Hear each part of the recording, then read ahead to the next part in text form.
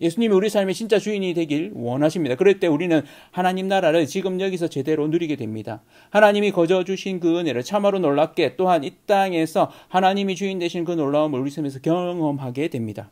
더 깊은 설교, 오늘은 누가복음 14장 25절에서 35절까지 말씀으로 하나님 나라의 미스터리 세 번째 말씀, 그 자발성이라는 제목으로 말씀을 나누겠습니다. 기회비용이라는 이야기를 아시죠?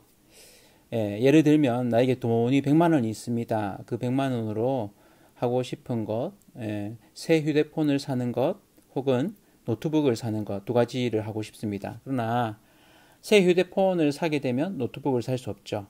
그럴 때 이 휴대폰을 삼을 통해서 노트북은 사지 못할 때 포기하게 되는 것, 이것을 기회비용이라고 합니다.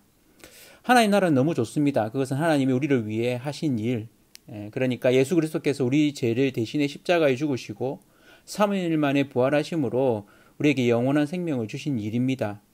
우리는 예수님이 나를 위해 하신 일을 믿으면 영원한 생명을 누리죠. 그 영생은 죽어서만이 아닌 지금 여기서 누릴 수 있습니다. 그렇다면 이 하나님 나라를 누리기 위한 기회비용은 무엇일까요? 사람들 중에는 두 가지를 다 가지려고, 그러니까 휴대폰과 노트북 둘 다를 가지기 위해서 꼼수를 부리는 사람도 있습니다. 하나를 선택했는데 나머지 하나도 놓치기 싫은 거죠. 그러니까 휴대폰을 사고 그 휴대폰을 팔아서 노트북을 사는데 그 휴대폰을 팔면서 속이는 거죠. 박스 안에 벽돌 내지는 사탕을 잔뜩 넣어서 보내는 겁니다. 받는 사람이 열받겠죠. 사기입니다. 속이는 거죠. 둘 다를 갖기 위한 꼼수입니다. 정당하지 않은 방법이죠. 그래서는 안 됩니다. 예수님은 하나님 나라를 누리려는 기회비용을 지불하라고 말씀하십니다.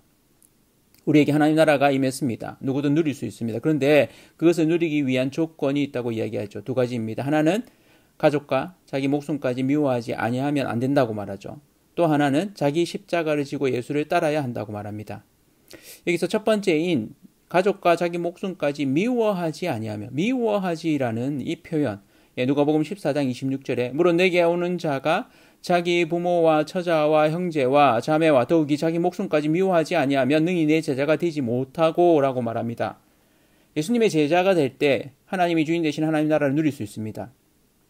그런데 그러려면 가족과 자기 목숨까지도 미워해야 한다고 말합니다. 여기서 미워하다라는 표현은 유대식 표현인데요. 덜 사랑하다를 적극적으로 표현한 것입니다. 저것보다는 이것을 사랑한다라는 표현이죠. 곧 기회비용인 셈입니다. 더 사랑하기 위해서 포기하는 것입니다. 그것이 가족이든 자기 목숨이든. 예수님을 따랐던 제자들이 많았는데요. 그 중에는 그저 신기해서 병이 낫게 할까봐 병이 나으니까 휩쓸려서 따라다니는 무리도 있었습니다. 예수님은 그렇게 따르는 이들을 좋아하지 않았습니다. 호기심으로 팬덤으로 그저 쫓아다니는 이들에게 장애물을 하나 만들어주죠. 통과해야 할 관문을 만든 셈입니다.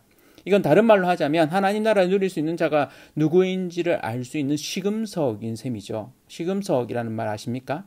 어떤 사물의 가치나 사람의 능력 등을 평가하는데 기준이 될 만한 사물, 돌을 일컫는 말인데 기금속을 문질러서 그 품질을 알아보는 데 쓰이는 검은 빛깔의 단단한 돌입니다.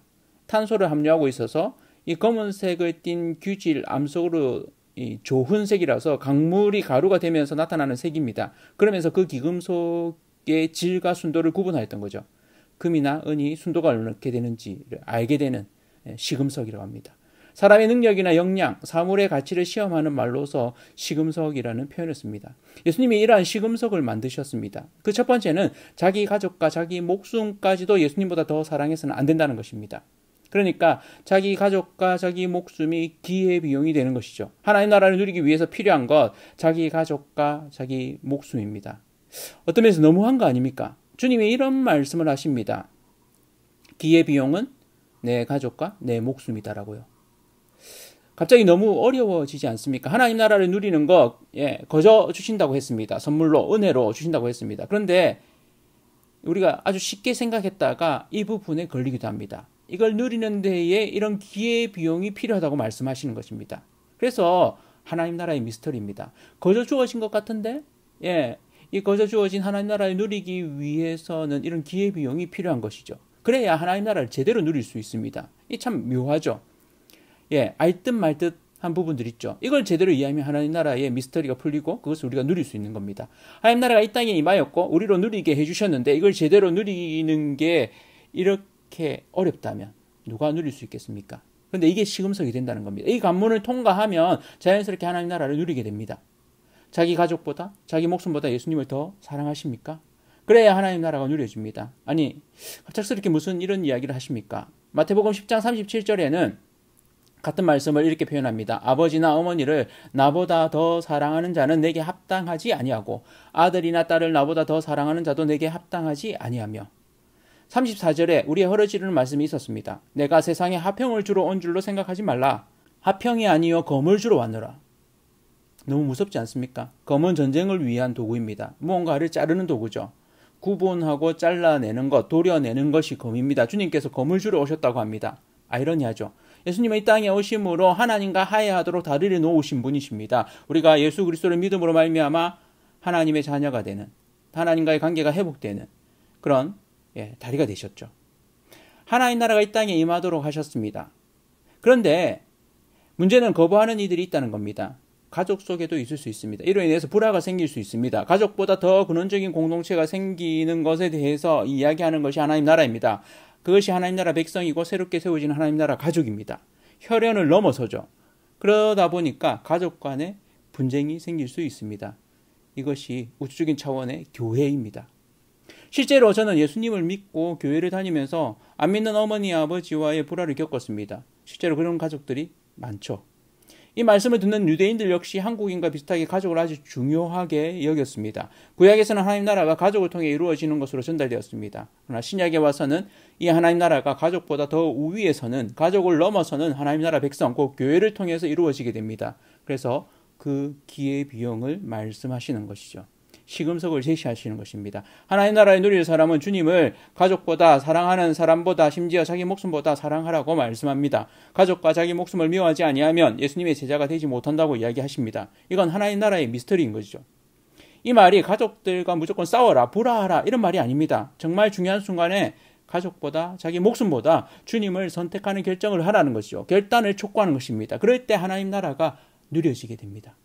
이 결단, 마태복음 10장 39절에 말합니다. 자기 목숨을 얻는 자는 잃을 것이요 나를 위하여 자기 목숨을 잃는 자는 얻으리라.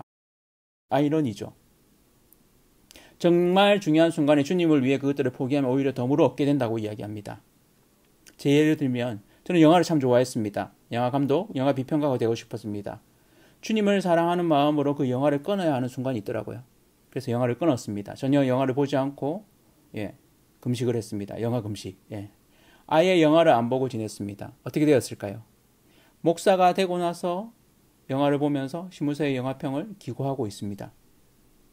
세계적인 음악상을 받은 그런 음악가가 있었습니다. 그러나 하나님의 부르심에 반응하여서 신학대학원에 입학하였습니다. 그는 음악을 내려놓았습니다. 결코 쉽지 않았을 것입니다. 이후에 그는 말씀을 전하면서도 음악으로도 하나님께 영광을 돌리는 사역자가 되었습니다. 결정적인 순간에 포기하지만 오히려 그것을 통해 정말 중요한 것이 무엇인지 결단하는 순간들이 있죠. 하나님을 위해 주님을 사랑하기에 결정적인 순간에 포기해야 하는 것이 있습니다. 가족을, 자기 목숨을 늘 미워하라는 말이 아닙니다. 자기 목숨을 해하라는 말이 아니죠. 정말 중요한 순간에 결단을 해야 한다고 이야기하는 것입니다. 하나님 나라는 그 자발성에 바탕을 두고 있습니다. 우리가 스스로 결단해야 합니다. 자발적으로 결정해야 하는 것이죠. 그럴 수 있겠습니까? 주님을 위해서 결단하는 저와 성도님들 되기를 원합니다. 시험기간일 때 하나님을 위해서 예배를 더 귀히 여기고 예배 드리는 것. 내일 6.25 훈련이 있지만 선임들의 눈총을 받아가면서 주일 저녁 예배에 참석했던 저는 예배를 돌아와서 새벽부터 있을 행군을 준비하면서 모두 일찍 취침에 든 그 내부관에서 홀로 프레시 불빛에 비쳐 군장을 쐈습니다. 그렇게 눈총을 받아가면서 예배를 갔다 왔을 때 그 이후로 예배 가는 일에 있어서는 인정을 받았습니다. 한번 하고 나면 그 믿음이 인정받습니다. 그 어느 선임도 딴지를 걸지 않았습니다. 믿음의 결단이죠. 하나님 나라를 누리는 결단입니다. 주님은 우리에게 그러한 믿음을 요구하시죠. 믿음의 결단을 하는 우리 친구들, 우리 성도님들 되시기를 바랍니다. 이 땅에서 하나님 나라를 누리기 위해서는 하나님이 내 삶의 가장 최고가 되는 것, 예수님이 내 삶의 주인이 되시는 것입니다. 그래서 기회비용 두 번째는 자기 십자가를 지고 예수님을 따르는 것입니다. 자기 십자가 무엇일까요? 십자가는 죽음의 형틀입니다. 사형제도죠. 십자가는 사실은 가장 잔혹한 죽음의 방법입니다.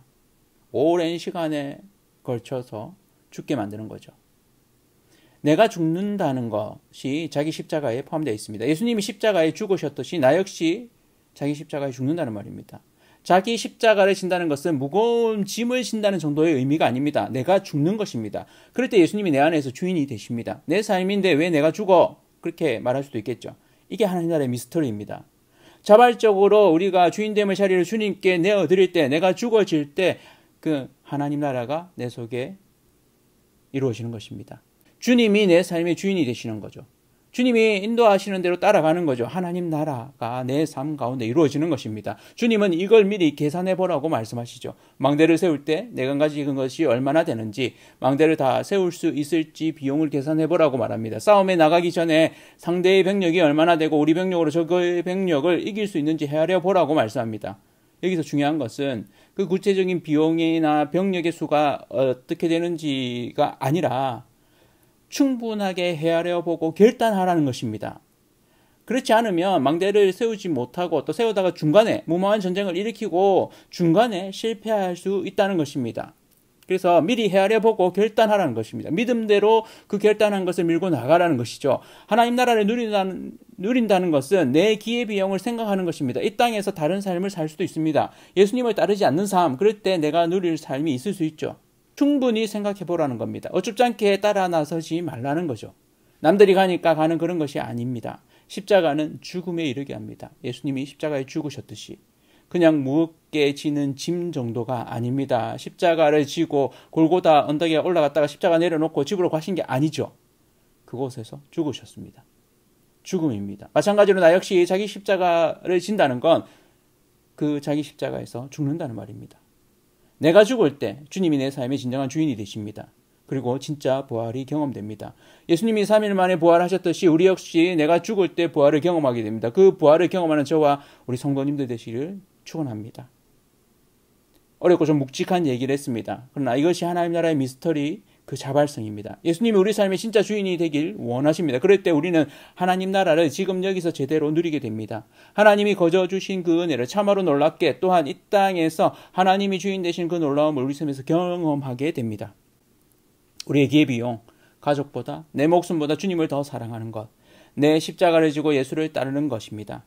이로 인해 손해보는 것 같지만 실은 내가 이 땅에서 더 귀한 하나님 나라를 누리게 된다는 걸 기억합시다. 나를 통해서 또 다른 이가 하나님 나라를 누리게 됩니다. 하나님 나라를 자발적으로 누려가는 저와 온 성도님들 되시기를 축복합니다.